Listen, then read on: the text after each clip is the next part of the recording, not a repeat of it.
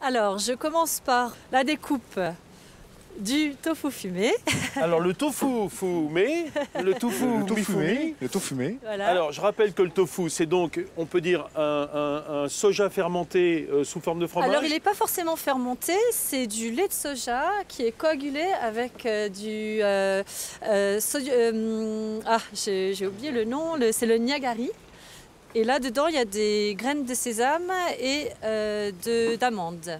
Maintenant, on fait la petite crème. Donc, normalement, on met la crème tout simplement sur la tarte. Et moi, je change un petit peu la donne parce qu'on va l'agrémenter en quelque sorte. Vous lui redonnez du goût. On va lui donner un petit peu de goût. D'accord.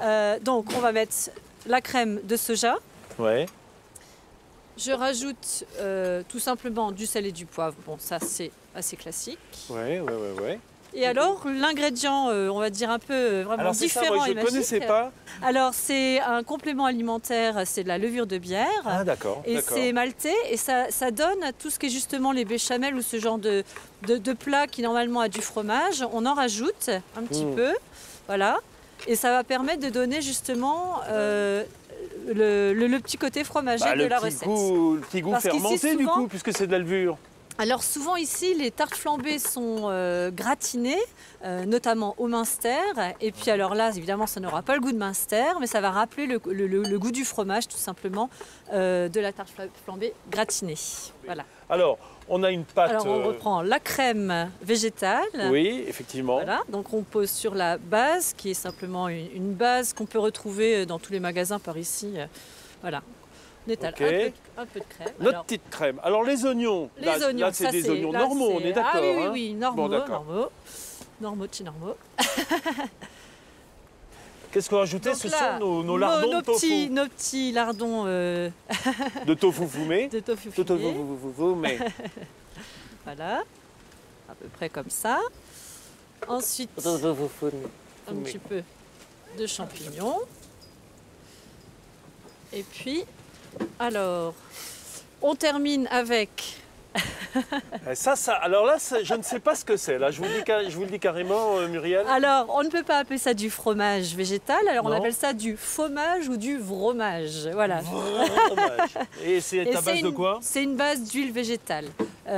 Souvent, c'est une huile de coco, désodorisée, on va dire ça comme ça. Ouais. Après, voilà, il y en a différents. On peut trouver maintenant souvent Non, dans mais les attendez, magasins bio. Ça veut dire que c'est juste de la matière grasse? C'est de la matière grasse, voilà. D'accord. Mais c'est pour que ça classique, du gratine un fromage peu, c'est ça? Et voilà, ça peut gratiner, ça donne aussi un petit goût fromager.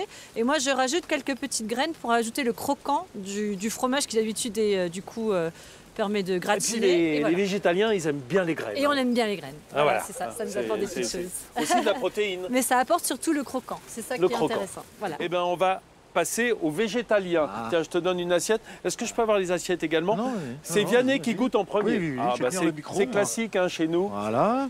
Alors, je rappelle que Muriel Watson, elle est venue nous faire une tarte flambée végétalienne, c'est-à-dire qu'il n'y a rien d'animal là-dessus. Hein. Attention, le verdict. Splendide. Ah oui, Oui, très bon. splendide. Je suis pas végétarien, mais je trouve ça splendide. Ah oui?